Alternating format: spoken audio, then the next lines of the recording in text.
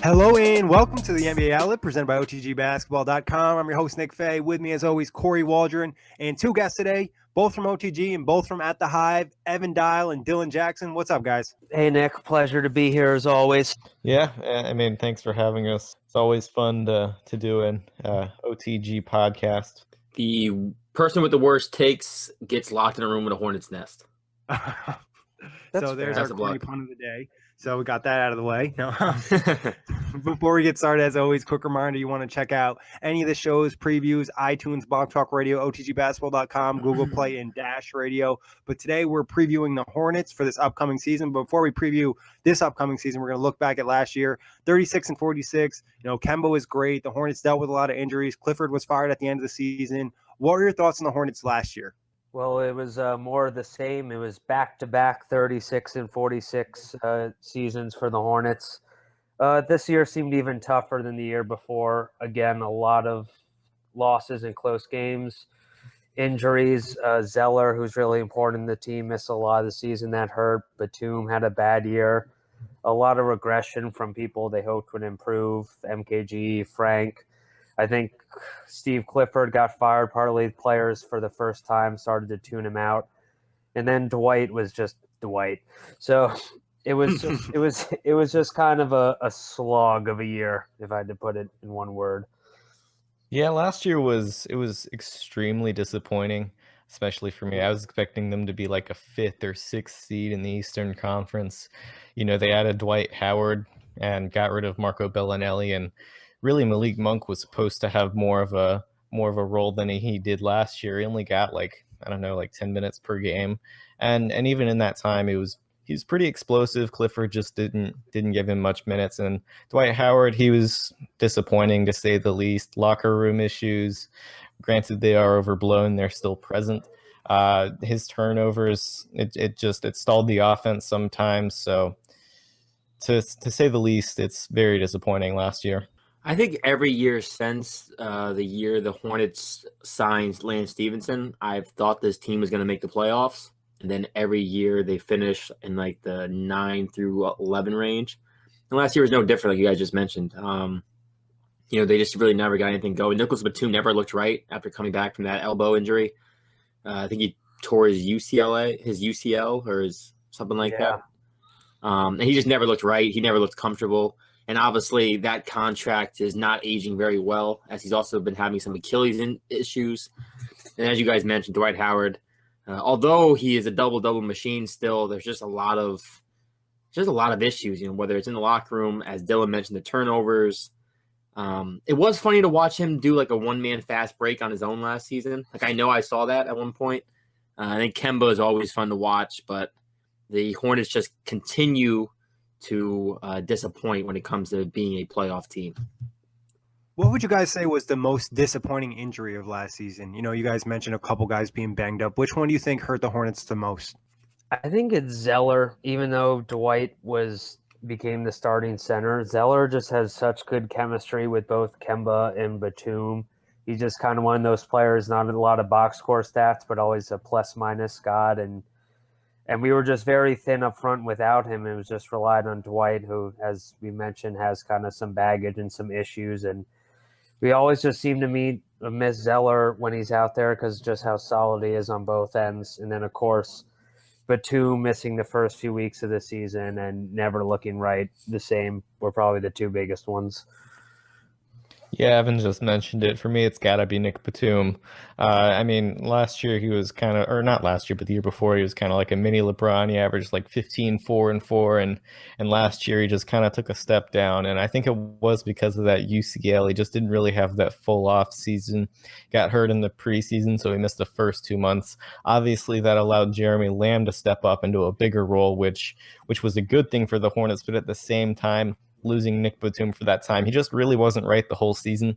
So hopefully he can get better and just improve on what was a really, really bad season for him last year. I think it's got to be Nicholas Batum for me. Obviously, 108 million. What's the actual deal? I don't have it down. 124. 124, even better. Yeah.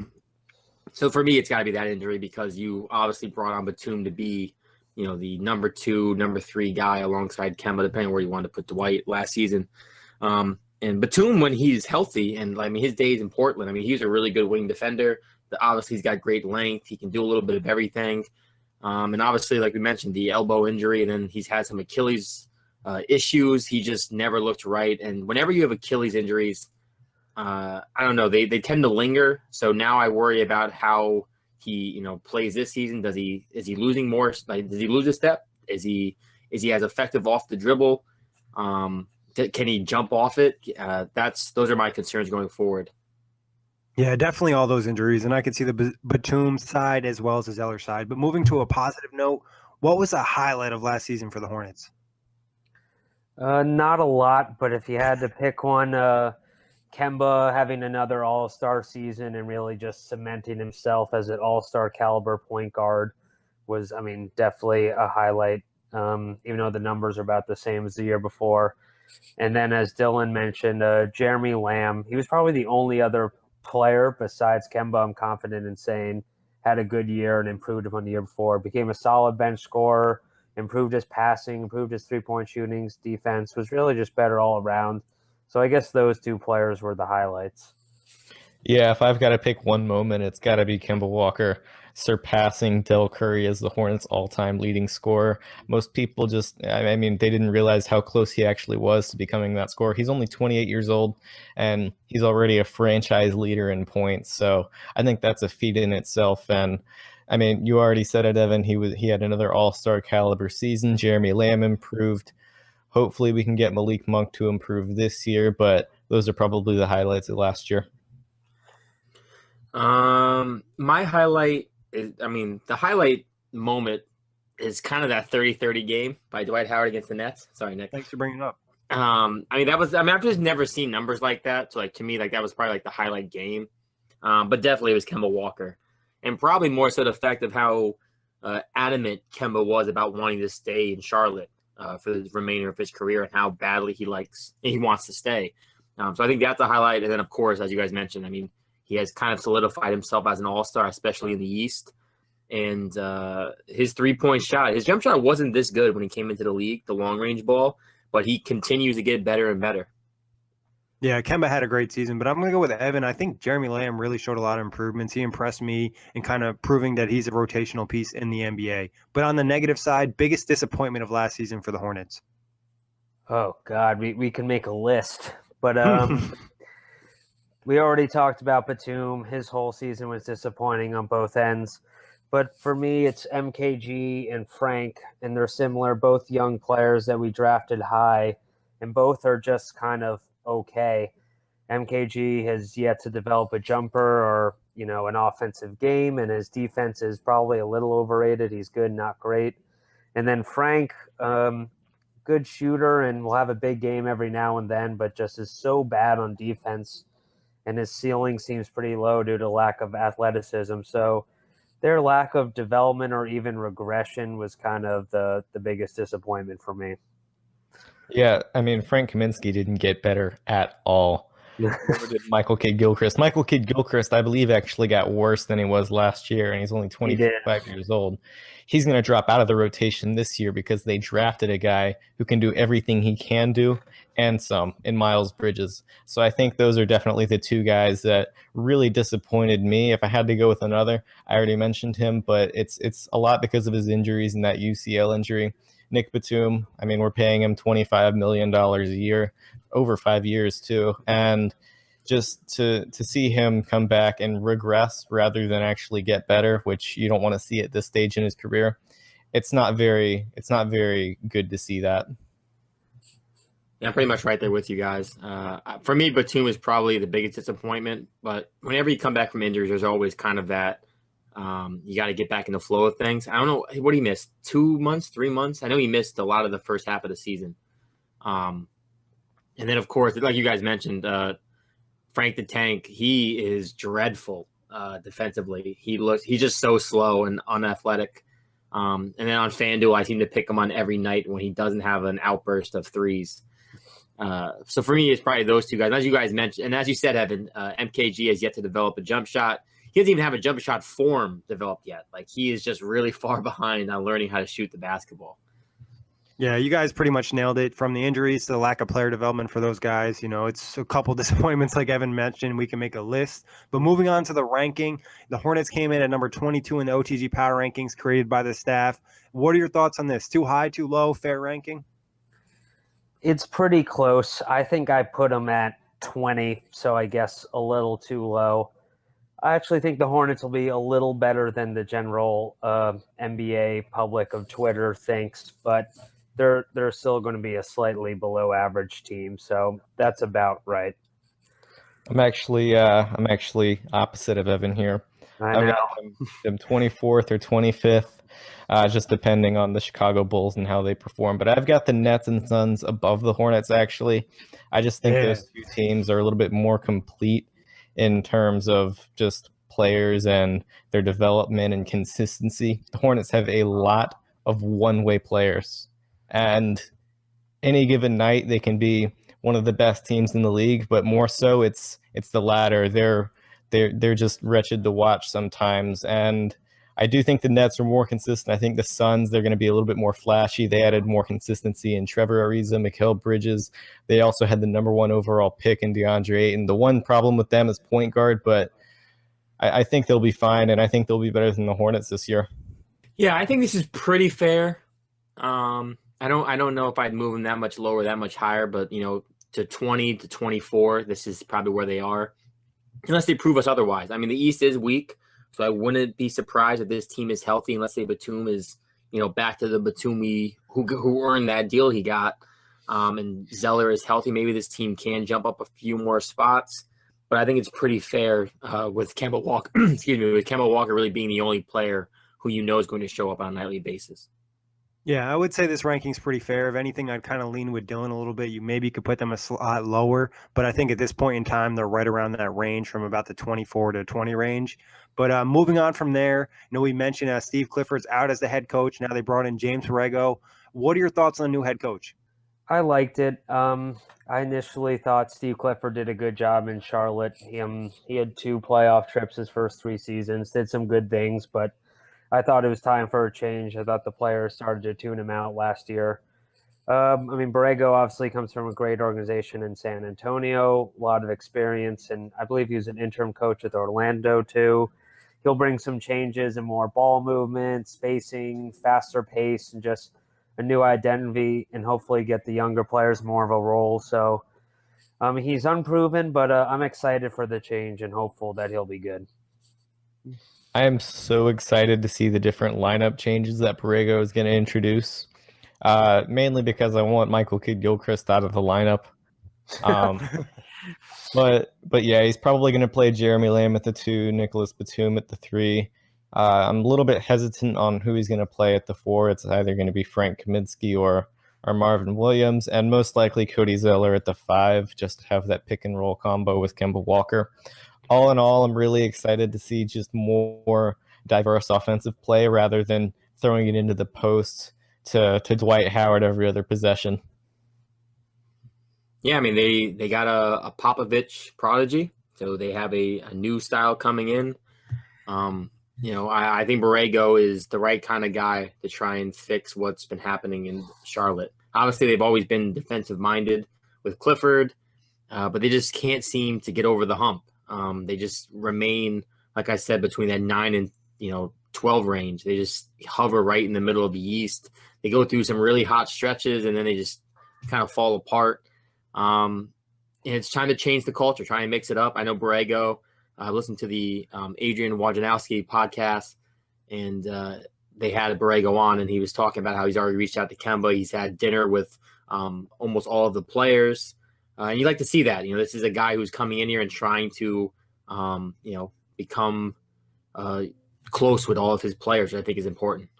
Yeah, it definitely seems like something Popovich would do. He seems like he's big on team dinners as well. So, and I think Borrego's the right guy. He's been mentioned a lot of times with other coaching vacancies. So interesting to see how he does with the Hornets. But moving on to the draft, they selected Myles Bridges with their first round pick. What were your thoughts on drafting Bridges? Obviously, we got Dylan in here, the draft guru. But Evan, what were your thoughts on bringing in Bridges? I like the pick. He did 2 years in college, so his body's a little more filled out. He's super strong. He's athletic. We haven't had a forward who can like really score in forever. Plus, he showed some good defensive versatility in guarding multiple positions, good rebounder. I'm not sure how high his ceiling is, but I think he'll be a very good player for a long time. Where there's not a ton of pressure on him, we can bring him along slowly. I would have been okay if we swung for the fences and drafted Porter. And I know Dylan really likes what's his name, Shai Gilgeous-Alexander. But I was fine with the Bridges pick. I don't think he has any chance, or of course there's always a chance of being a bust or anything like that. So I think he'll be good. Yeah, I'm not a huge fan of this pick. Obviously, I was higher on Shai Gilgeous-Alexander, and I just really liked the fit between Gilgeous-Alexander and Malik Monk, and that's really what I wanted to see in the future Charlotte Hornets backcourt. As cliche as it sounds, but Kemba Walker is going to be a free agent next offseason, and I'm not confident that he's going to re-sign. So adding that other backcourt piece for the future would have been a little bit more safe in my opinion. But Myles Bridges, he can do it all. He's not going to be a volume shooter, but he could be a 3-and-D type of guy moving into the future. But it's not a great pick, but at the same time, it's not a horrible pick. He's a safe guy. He's what they want to do right now, which is they want to win right now. So they got a win now player, and he's also going to develop a little bit more going forward. Yeah, I think Bridges is what you just said, Dylan, spot on. He helps them win now. He's got a more NBA ready body. He's 6'7", 230 pounds. 17-7 guy in college. Shot 36% from three, 45% from the field. I really like him. 3-and-D. And he's a young piece. He's a good young piece around a team that's got a lot of bets on it. Yeah, definitely. Do you guys think that he could contribute this year, or how much do you think he will contribute, if at all? I think he could certainly contribute this year. I don't think he starts, but I think he'll get minutes early on, maybe even just 10, 15, and then as the year goes on, I'm sure, they'll put a little bit more on his plate and expand his minutes. But I think he's ready to be in the rotation right away. If somebody gets hurt, whether it's Jeremy Lamb or Nick Batum, I think he's going to start. And, I don't say that lightly either. He's going to have to prove himself over Michael Kidd-Gilchrist, over Dwayne Bacon, who we drafted last year, over Malik Monk, who we also drafted last year. And I think at some point he will end up starting this year. I'm just not sure when. If, like I said, if Jeremy Lamb gets hurt, they're probably going to slide Batum back to the 2 and probably play Bridges at the 3. But I think he will actually contribute this year. He probably will be maybe our 7th or 8th man in the rotation, just that rotational forward who can shoot, who can rebound, who can defend, just all that stuff you want in a forward. I'll keep it short and sweet. Watch out MKG. I think MKG could lose a lot of his minutes, maybe even get dealt away if Myles Bridges comes in and is effective early. Yeah, Bridges' minutes definitely going to be a guy to keep an eye on. Talking about the second-round pick, number 34 overall, Devonte Graham. What are your thoughts on him? Well, just from what I saw in Summer League, I don't watch college as much, so I didn't know as much about him, but I really liked what I saw in terms of passing and just his competitive toughness on defense, really battled, got after it. He's not a good shooter. He's going to have to work on that. I don't think he'll play a lot right away because we signed Tony Parker for Kemba's backup, which I hate, but it is what it is. But I'm sure once Parker Neville gets hurt, Graham will start getting some minutes. And I like what I saw early on from him. Don't expect Graham to play this year is what I would say. We signed Tony Parker, $5 million deal. We've got Malik Monk who could play some backup point guard minutes. But Graham is going to be that maybe rotational guy, maybe a reserve point guard who plays in the last 2 minutes of a game if the Hornets are losing by 40 points, which they inevitably will be at some point this year. High hopes this year, huh? Yeah, very high hopes. But Devonte Graham, he's a solid defender, and I was really impressed with his passing in summer league. I didn't like the pick initially on draft night, but he's really grown on me. I mean, he's from North Carolina, so he's a hometown guy, which would help sell seats. But yeah, I don't expect him to play this year. He's a good 3-point shooter. He shoots the same 3-point percentage as he did from the field, so that's not great. But yeah, he'll get some time in the G League. Maybe if somebody gets hurt, he'll get called up. I don't expect overly too much. Moving on to the trade front, they ended up bringing back Bismack Biyombo, who was in Charlotte a few years ago. What are your thoughts on Biyombo being back? Do we have to do this topic? Yeah, we gotta. This is what the fans are waiting for, Evan. I know. I just don't care that he's Bismack Biyombo will be the third center, and I guess we traded Mozgov that we got from the Dwight deal for him, so swapping bad contracts essentially. Bismack Biyombo is slightly more useful as a third center in case there's an injury, so I'm okay with it, but I don't think he'll get any minutes this year unless there's an injury because he's just bad. For what it's worth, we essentially traded Dwight Howard for Bismack Biyombo and 2 second-round picks along with Devonte Graham. And I'm okay with that. I mean, Biyombo, he's not going to play. And we've got Billy Hernangomez, we've got Cody Zeller. I think Biyombo, like I said, with Devonte Graham, he's going to play in late game situations if they're either winning or losing by a ton of points. But, I mean, he's a defensive center. So for what it's worth, he's a rim protector who I guess he could split some minutes with Billy Hernangomez if he puts up a fight. But he's being paid $17 million this year. So, I mean, not a good contract by any means, but at least it's a more productive guy than Timothy Mozgov. Yeah, definitely not a great contract, but definitely a better player than Mozgov. He's still 25, he's going to be 26. And like you guys mentioned, I mean, he's probably going to be the third string. I wouldn't be shocked if he plays minutes at the second, if he gets the second string role as a backup center. He does have good rim protection. He's a decent rebounder. I don't know. It's going to depend on how Hernangomez plays this season. Obviously, being All-NBA rookie his first year to not playing much at all last season, I think he has a lot to prove. So I don't know if he's for sure the backup center. But Biyombo does have a chance to be that guy. But yeah, contract-wise, this is bad. But at least he's more useful than Mozgov. Yeah, you guys pretty much nailed it with the statement. He provides more than Mozgov. He's more useful than him. The contract is still terrible, but at least he can do something for you on the court. Moving on to free agent signings, another area that Evan's definitely going to love. Tony Parker coming to Charlotte. Boo.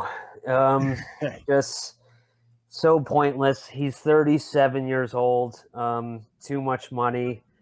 Every now and then, I'm sure he'll have an all right, rewind the clock on a game, but he's inevitably going to get hurt just because he has been the past couple of years. And we could have gotten a better player, basically. I mean, your Nets should sign Shabazz Napier for about half the price, and he's a way better player. So that's mainly my main problem with it. I don't think it really does anything, but he is slightly better than Michael Carter-Williams, so that's a plus. Yeah, it's not a great signing at all, but at the end of the day, the Hornets and going through a dumpster bin of backup point guards is going to be inevitable. So out of the guys we could have gotten, I'd say he's okay, I guess, but it's not good, not great, not bad either.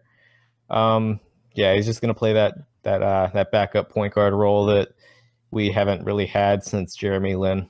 Yeah, I think he'll be an okay backup. I mean, it depends on what you guys are expecting. I think he'll help them be more competitive if they're trying to go for that 8 seed. I think Tony Parker is the right backup to have after having Michael Carter-Williams Jr. last season, who, as I know, is Dylan's favorite player of all time.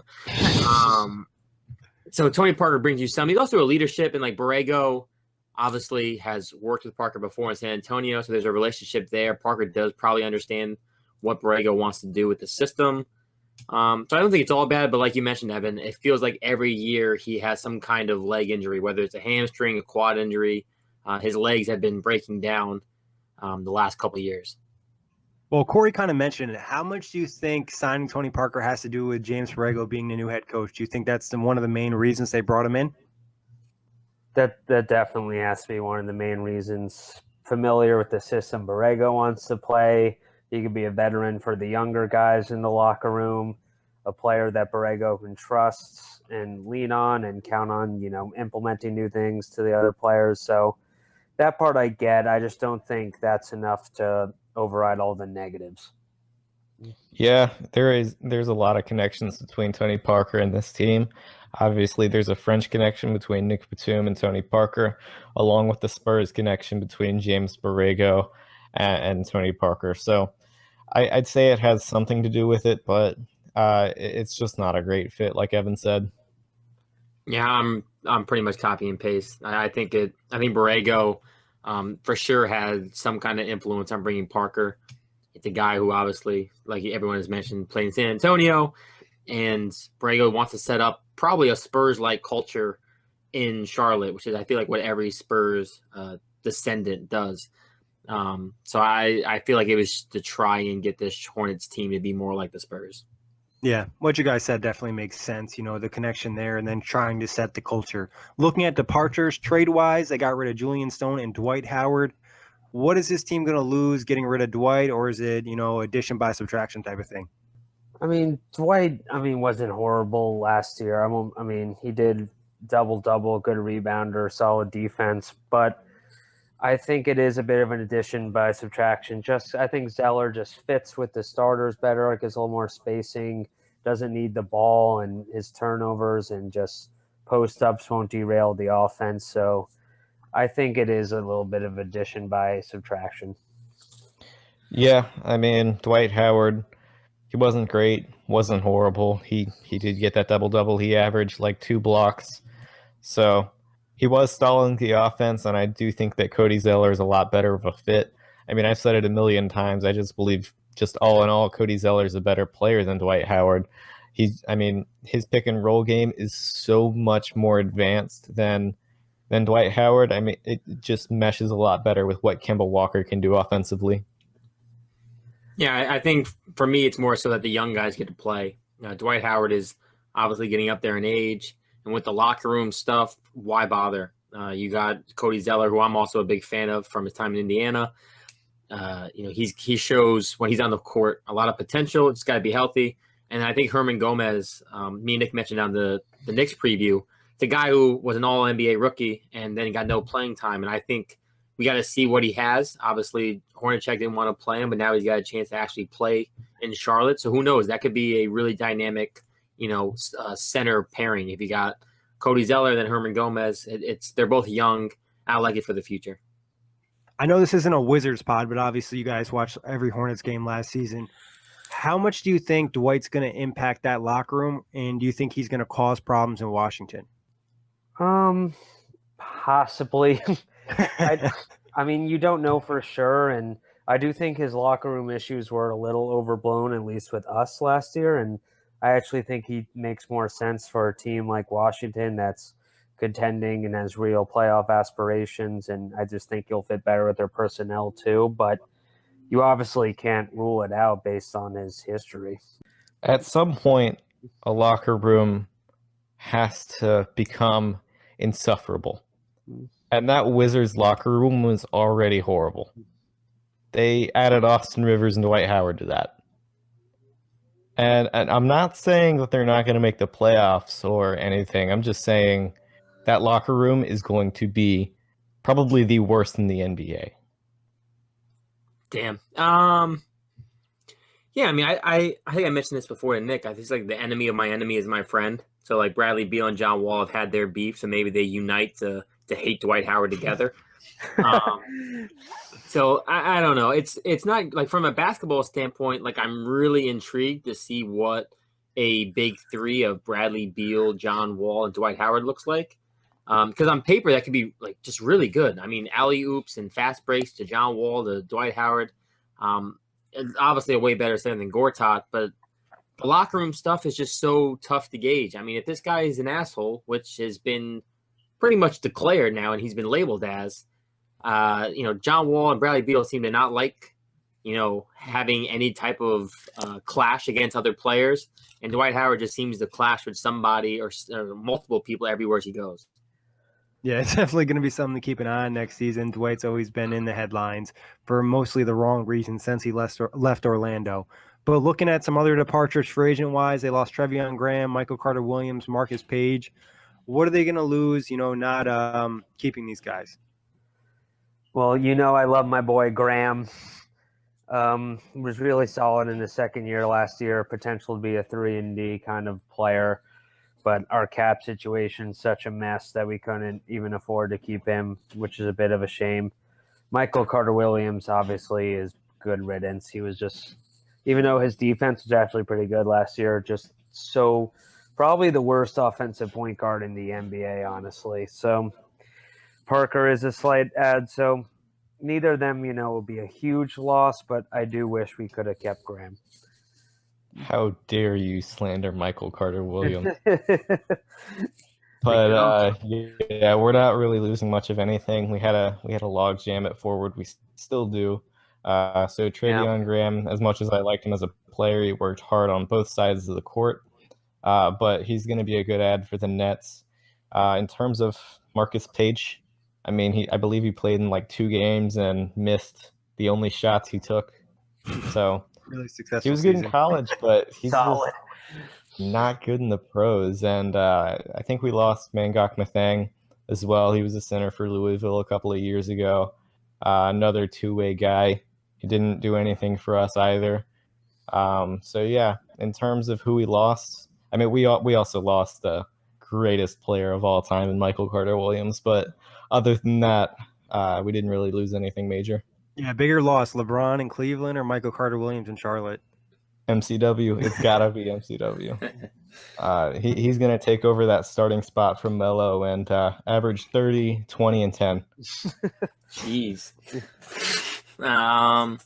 Yeah. I mean, I don't really think they missed any of these guys. I think Graham was kind of intriguing. But you got in, Myles Bridges and some other young guys in. So this is, to me, again, a dip. Whoa, what was that word? Addition by subtraction. Okay. Yeah, Kory making up words on the show now. But moving on from departures, starting 5 for the Hornets on opening night. My guess is Kemba, Lamb at the 2. We move Batum to the 3. I think Marvin starts at the 4. Frank's just too bad on defense to start. And I think Zeller at the 5 would be my guess. Yeah, I mean, I think nothing on this roster other than point guard is settled, like in terms of starting. I think Batum, it's either going to be the 2 or the 3. I think that shooting guard spot is up for debate a little bit between Malik Monk and Jeremy Lamb, depending on how good Malik Monk is, which honestly we have no idea how good he is. He might end up starting some this season. At the power forward, I'm not a huge fan of Frank Kaminsky, but I do like him alongside Cody Zeller a lot more than I like him alongside Billy Hernan-Gomez for defensive reasons. Like, if we have Hernan-Gomez and Kaminsky together on the court, anyone is going to be able to make a layup on us, and that's not an exaggeration. So I do think Marvin Williams will end up starting. He's just a better 2-way player. And Cody Zeller is just a better fit, although that center spot has been up for debate a little bit recently. Yes, I think Tony Parker starts. No, I'm just kidding. I think it's Kemba Walker. And I like your point, Dylan. No one really knows what Malik Monk is going to really look like. Obviously, he didn't get much playtime with Clifford. So I am intrigued to see if he does win it out. But I think Jeremy Lamb right now is a front runner. Nicholas Batum. Could Myles Bridges play a small ball 4, or no? Is that out of the question? He can. Yeah. Obviously, he probably doesn't start. It's too early for him to start, probably, right? Yeah. So I mean, he could probably start day 1. Granted, he wouldn't be a good starter, but he could start. Right. I mean, I would be interested in him at the 4, but I think realistically Marvin Williams and then Cody Zeller to round it out. Yeah, that's the lineup I'm going with. Kemba, Lamb, Batum, Marvin Williams, and Zeller. But, Dylan already kind of mentioned this. Where do you guys think there's going to be a position battle? Who's going to be fighting for a starting spot or rotation minutes and whatnot? Well, the wing is a little log jammed. I mean, because there's Lamb, Batum, Dwayne Bacon, Myles Bridges, and then MKG, of course. So seeing the rotations in the lineups and how Borrego plays those minutes will be interesting. Someone will get lost in the shuffle, and then most likely MKG, and then up front Frank Kaminsky. He's probably better at the 5, but there's Hernangomez, Zeller there. As Dylan mentioned, at the 4 next to Hernangomez, that's probably out of the question for defensive purposes. So those Frank and MKG at those 2 spots, I think, is the most intriguing thing to watch. Yeah. I mean, if Kemba Walker gets traded, then we have no idea who's going to start.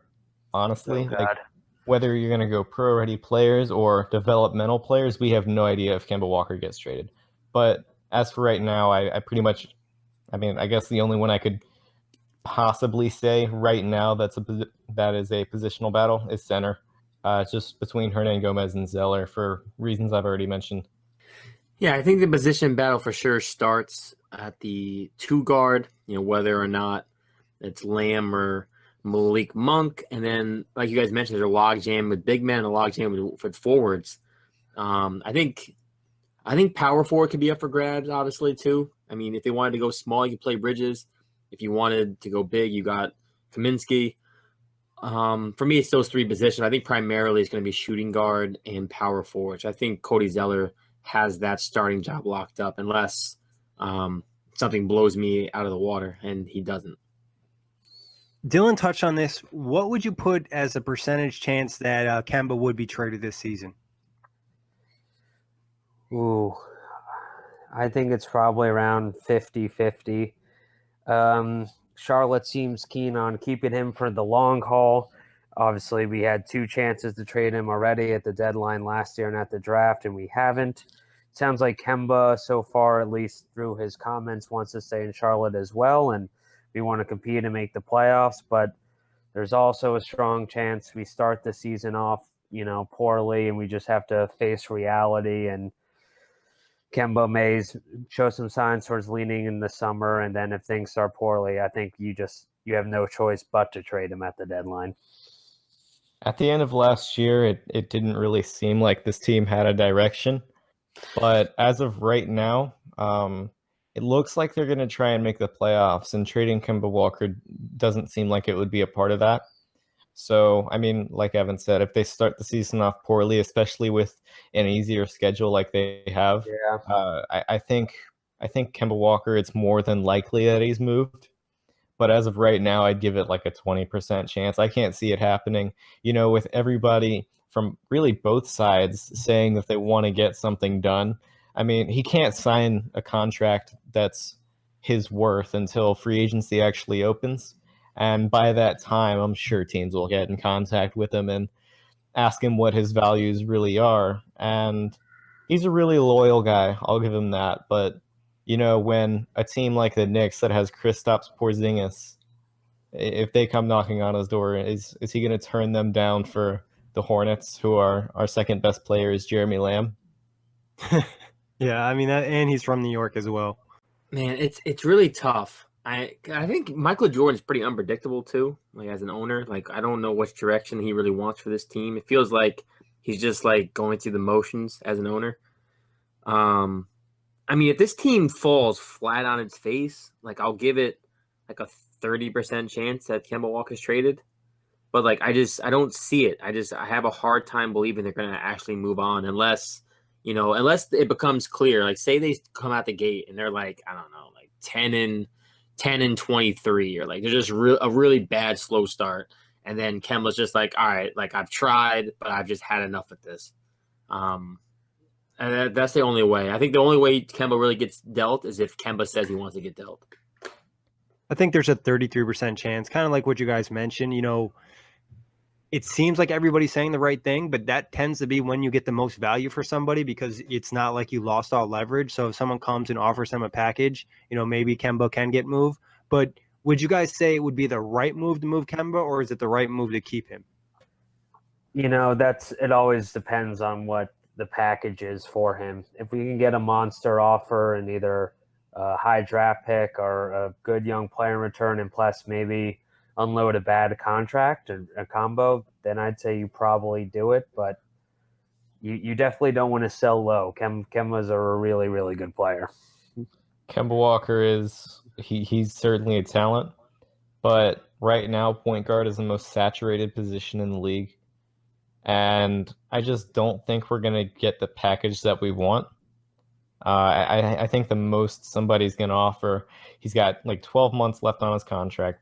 Actually, not even that. It's more like 10 months. He's got that much left on his contract. He's making $12 million a year, so it's not like we can get somebody in a higher salary range for him. Who else? I mean, nobody's going to give a high draft pick to someone that they don't even know is going to stay past next June. So I'm not sure that we can get the offer that we want, and they're not going to take salary.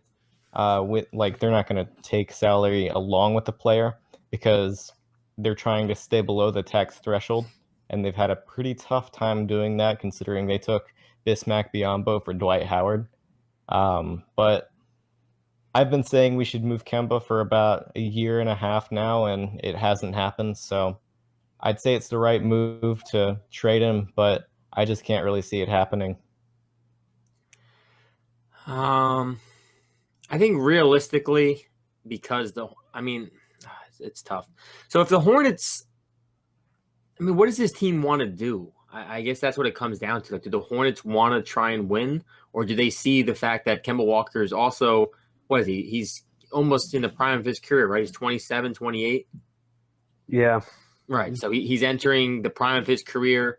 Is it worth keeping him for his prime when you're, fighting for an 8 spot, or do you want to flip him? And I agree with Dylan. You're not going to get a high draft pick for Kemba.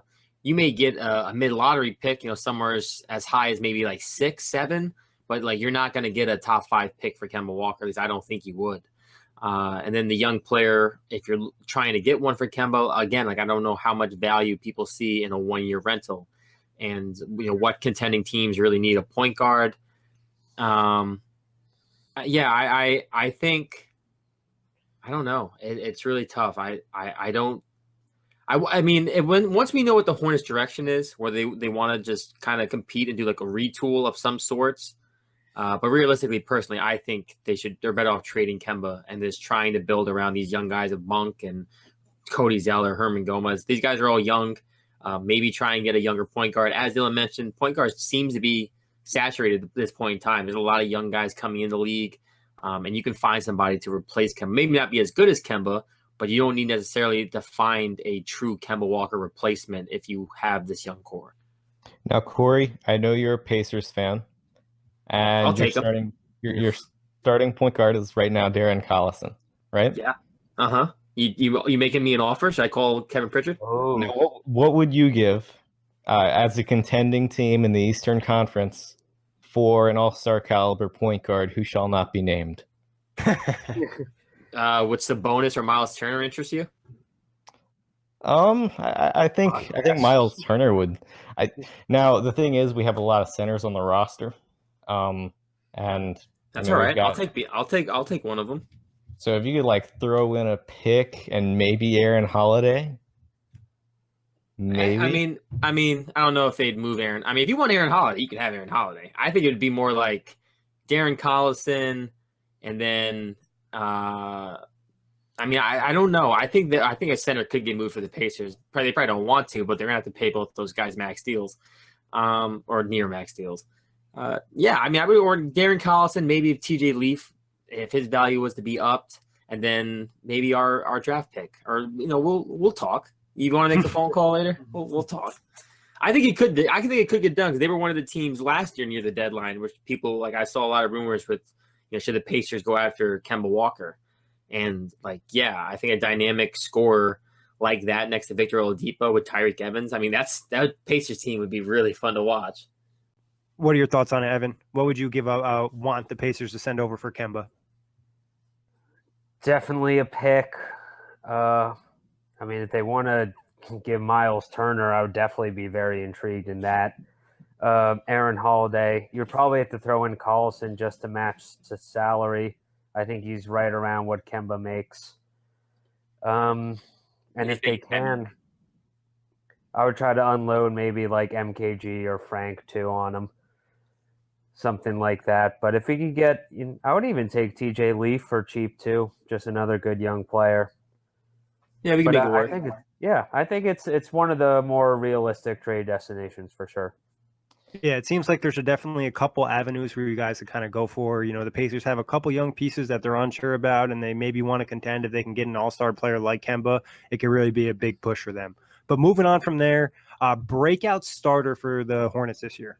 Ooh, breakout starter. Well, this is really tough. Like, I was thinking about this for a while, and I was like, which guy is going to break out? Like, I don't know who's going to get that much better. Speaking of Kemba, I still think he has another gear to get to, and I don't think we've seen the best of him yet. So far, he's kind of been around 22 and 5. I think he can average 25 points per game and around 7 assists.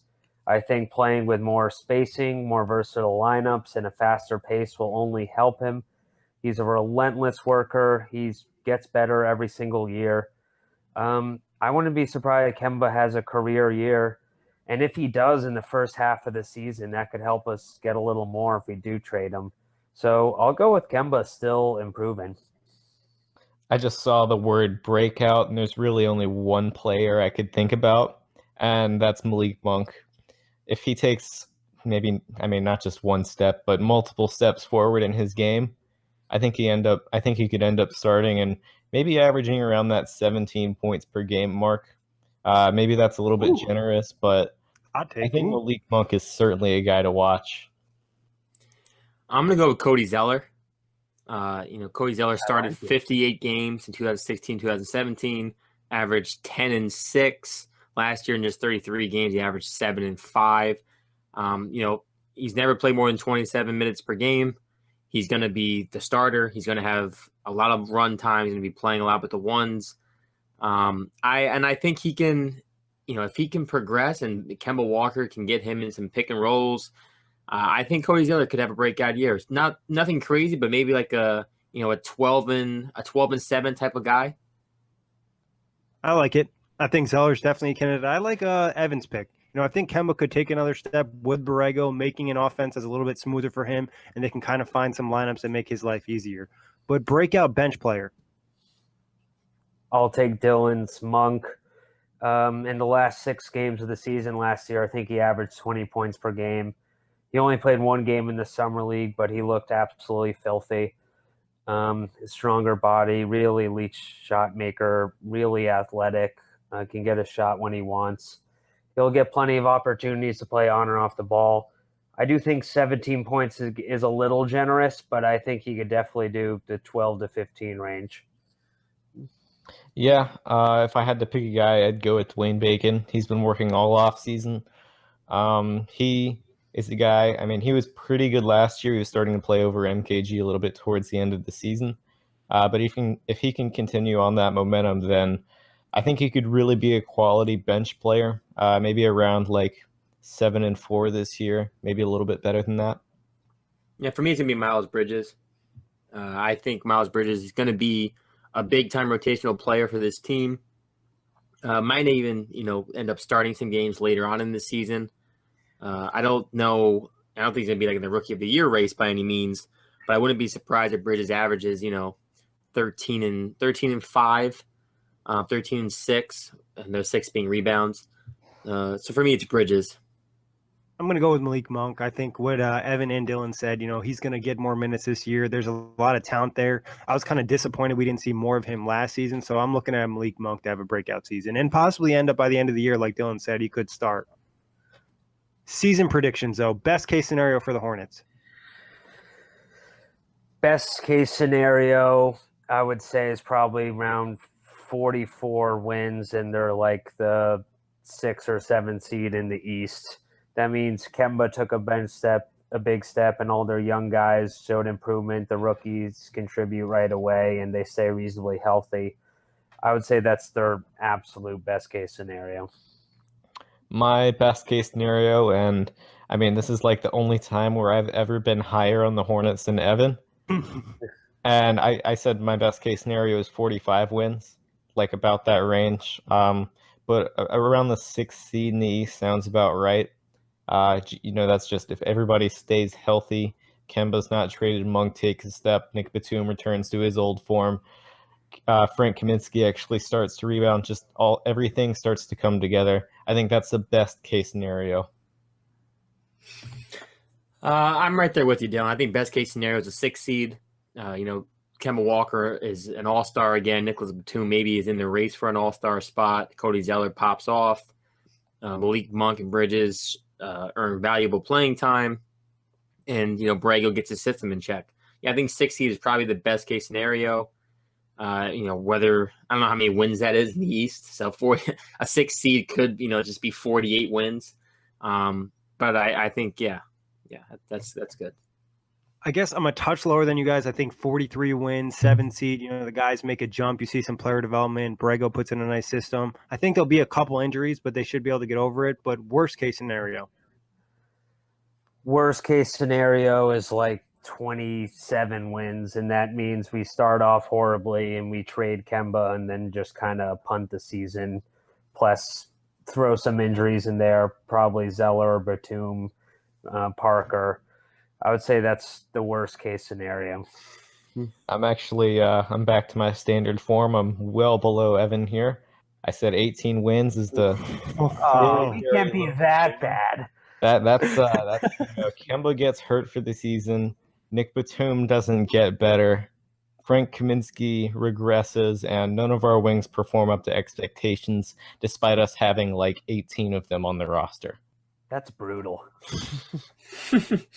I think worst case scenario is they're a 10 seed. They have, they're 10 games under 500 like usual. They have some shining moments, but some of the bigger guys get hurt, or maybe they end up trading away Kemba Walker. So I'm going to say like 34 wins, 32 wins.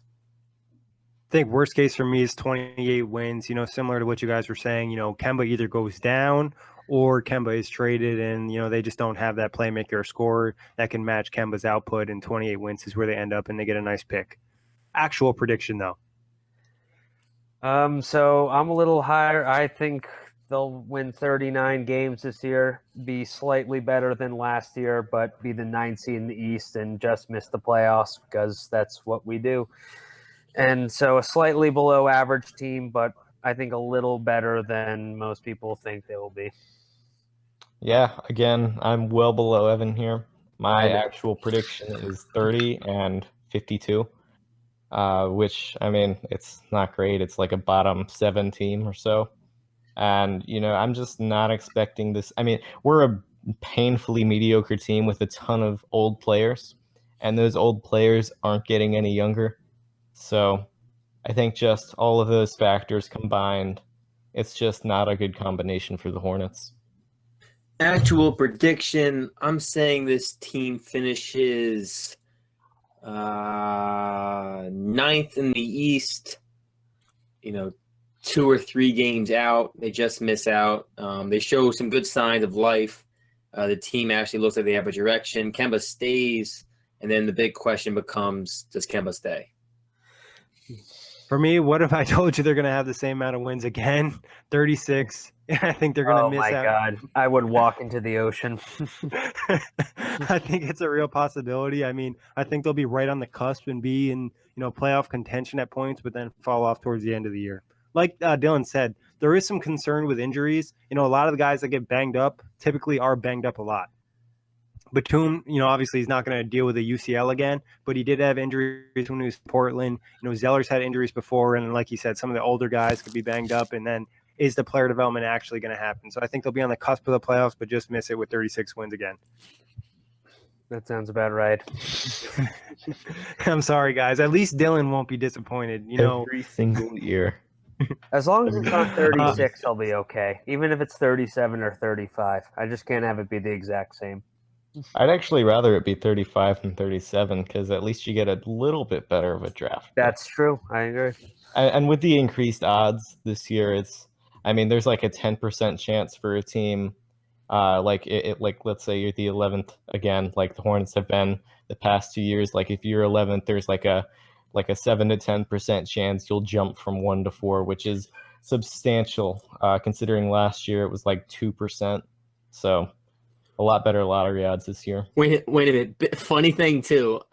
So you know how they won 36 games the last 2 years? They've also been expected to be 42 and 40 both of those years. So what are the expectations? We just got to find that out, and we'll know what their record will be. So I think like the expectation this year is 40 and 42. I think that's like the standard line for us. So I'd say take 2 wins away from 36, and that's okay. Hey, all right, that's different. Yeah, analytical expert right here. Yeah, better draft pick. Do you guys think there's any situation where if they trade Kemba early, they go into tanking route and just play all the young guys? Absolutely. That's definitely a real possibility. And if Kemba's playing well, but we're losing, I think it makes more sense to move him while his value's high. And then it just, giving minutes to Monk, Bridges, Bacon, Gomez, and whoever we get in the Kemba deal. I just want to preface this by saying our owner is Michael Jordan. That is true. It's a good point. But I gotta say no. And that's because we brought in this whole new front office with a whole new perspective, trying to win a completely different way. And to give up on that after 20 games, I just don't think that's something I don't think that's something this front office is gonna do. Yeah, I agree with Dylan. I don't think that's a move this team wants to take. I think Jordan's hungry to get back in the playoffs. Great roster he has to get in the playoffs. But luckily he's in the East, though. Yeah. One last question before we move on to the truth. Out of the young pieces the Hornets have, who has the highest potential? Like, who has the highest ceiling on this team? Obviously, other than Kemba, who's already an all-star, out of the young guys, let's say under 25. It's Monk. I think he can be a really good scorer in this league. Maybe his ideal role is just like a super 6-man, Jason, Terry, Jamal Crawford kind of type. But I'm fully confident the dude is going to get a lot of buckets in this league. He just has a great skill set, athleticism. And I think he'll be a 20-point scorer sooner rather than later. Yeah, how could you not be excited about a scorer like a 2-guard who's 6'3", who can jump out of the gym and just shoot the lights out? I mean, how could you not say that's the player with the most potential? I'm on Twitter at Jackson NBA for those listening. Shameless plug. But people ask me all the time. I'm big on Hornets Twitter. What Monk can be? Can he be like Klay Thompson? No, he's not going to be Klay Thompson. Just because, his defense is pretty bad. But I think C.J. McCollum is not out of the question from League Monk.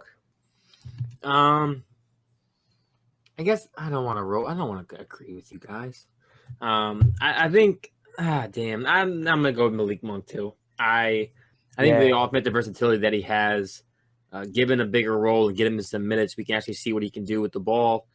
I don't know. I think he has the biggest ceiling. And then I think a close second would probably be, for me, Cody Zeller.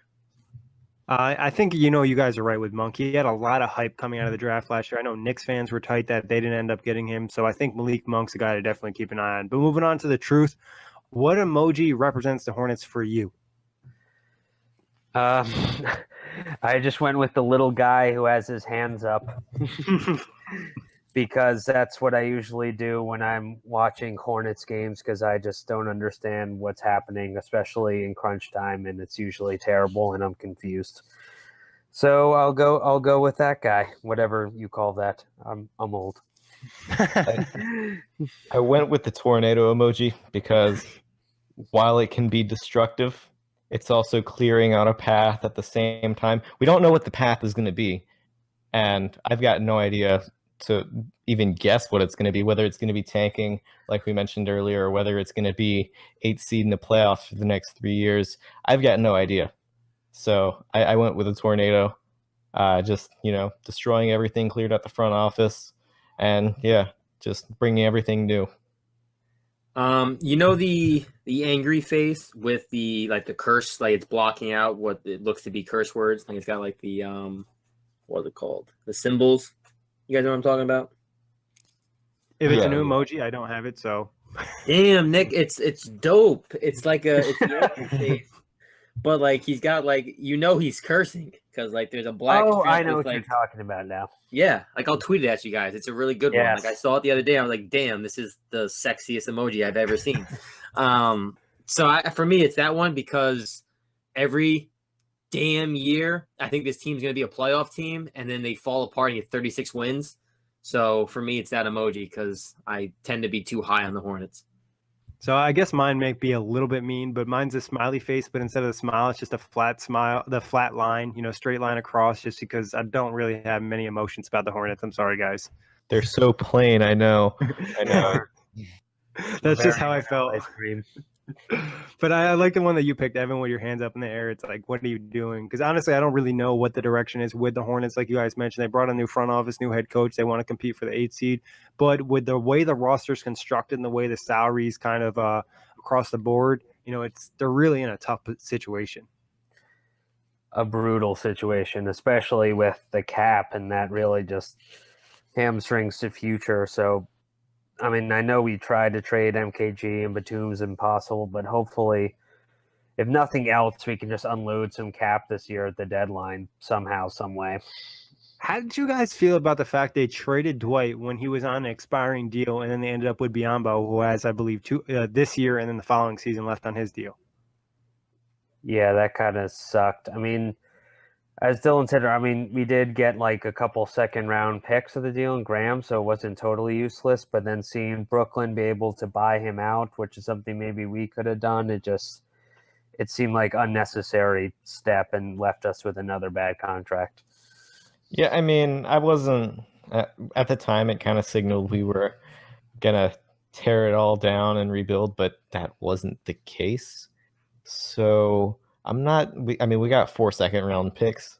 All right. So initially we traded Dwight Howard for Timothy Mozgov and 2 second-round picks, but then we traded Timothy Mozgov for Bismack Biyombo and 2 second-round picks. So essentially we got Biz and 4 second-round picks. So I can't say I'm mad because we got those picks, and I'm obviously a draft guy, but at the same time, losing $21 million of cap flexibility next year kind of hurts.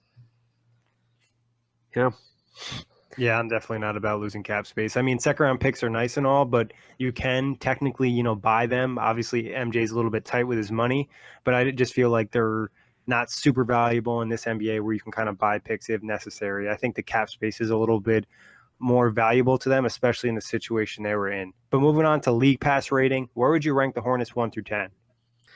A 5. Because as they're playing, you know what you're going to get most nights. A lot of games look very similar. They're not terrible. I mean, obviously, because they're my team, but you get some Kemba moments which are entertaining, and I think this year they'll actually be more fun than last year with the young guys, especially Monk and Bridges. But they're going to lose more than they win, and there will be some brutal moments in crunch time. So I'll put them around average 5. I want to preface this by saying that yes, the Hornets are in fact my favorite team.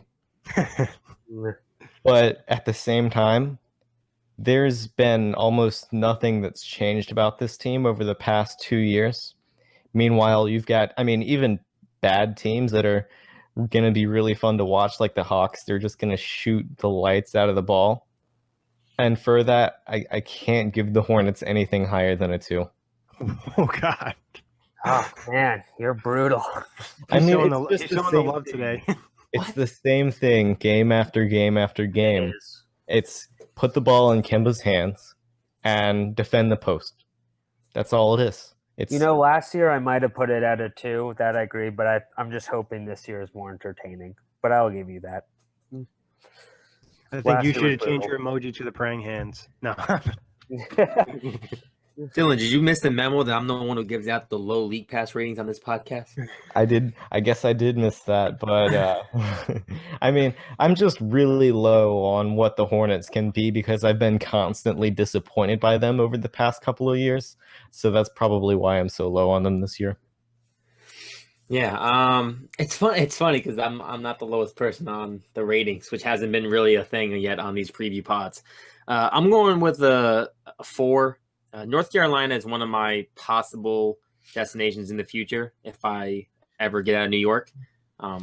So for me, it's a 4, just because, if I was to move there, I would want to enjoy the basketball team that's going to be on TV a lot. So I have to at least scope out the Hornets.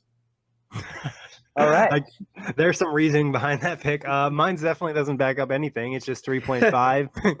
And just because, like I said, not a ton of emotions about the Hornets. And like you guys mentioned, the roster is pretty much the same. I'm interested this can do when Borrego can, change the system up, but not a ton of hype for the Hornets for me.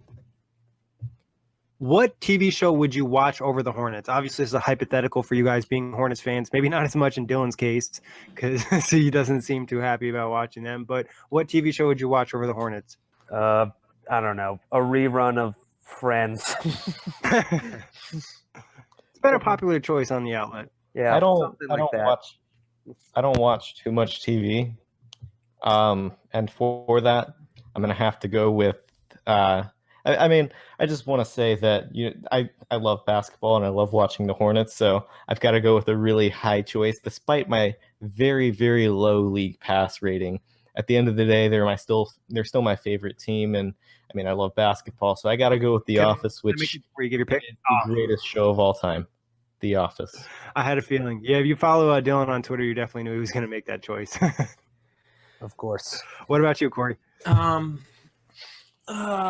For me, what would I watch over? All right, so The Pacific. The Pacific was a HBO documentary series on the U.S. battle with Japan. I've watched it about way too many times. That shit's intense. It's intense. Yeah, for sure. Tom Hanks and Spielberg. Produced. I have it on DVD, so if anybody wants it, I'll mail it to you. It's really good though, really powerful. But I mean, it's only 10 episodes, and I've seen them about 30 times. Not 30 times, exaggeration. Probably like 15 though. I like that. I like the war movie series. So I would definitely watch the Hornets over that. I'm gonna go with Taken, the show, and it's not as good as the movies, so then I'll just leave it at that. Wait a minute. There's a show? Yes. What? There is. You're bullshit. If it's not Liam Neeson, what's the point? I don't know who the actor is. It's not very good. I mean, it's not bad for passing time, but you check it out if you want. I mean, it's not the worst show I've ever seen, but the Hornets aren't the worst team I've ever seen. But does he play the same character? It's a little bit different. I mean, I didn't watch it enough times to really explain the plot line, but it's a guy coming back from the military, and then like someone I think ends up like killing his sister, and then I don't want to ruin the show for you, but it's definitely it's okay. It's already got canceled. Oh, okay, there you go. So June 30th, it won't return for season 3. I've got to say that I have no idea what you guys are talking about. Like, zero clue. It's not The Office, Dylan. That's okay, Dylan. But any last thoughts you guys want to get on the Hornets? I'm kind of excited to watch them more than Dylan. Maybe we should go catch a game sometime, bud. It'll be fun. I want to see a periscope of the whole game. I want to see the reactions. I mean, I mean the Hornets, as much as I love them, they're not going to be so fun to watch this year. I'm pretty low on them, as I stated with my 30-52 prediction.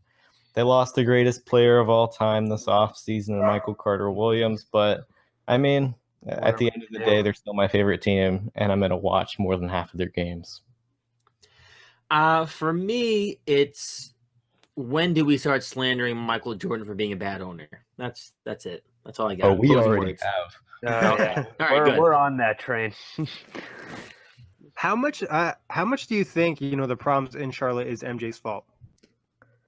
Dare I say all of them? Oh, I mean, not all of them, but most of them. Majority. From the draft to the whole mentality of the team to the whole win now spiel to Steve Clifford staying as long as he did, to Rich Cho staying as long as he did, to Frank Kaminsky over Devin Booker and possibly 4 first-round picks. That one hurts the soul. I didn't even want to bring it up. I didn't want to kill you guys. That's the killer. So I gotta say MJ is a pretty large problem. Is it safe to say MJ would provide you more value on the court than he would as an owner? Even at this age, probably, yeah. I mean, he could be that Tony Allen type of guy right now, maybe. He can still knock down a couple shots. I think I saw him at a couple camps and videos last year, and he was knocking down some threes. Still get a few buckets. Maybe that's why MKG's never been good, because Jordan schooled him in that one-on-one his rookie season. He couldn't recuperate.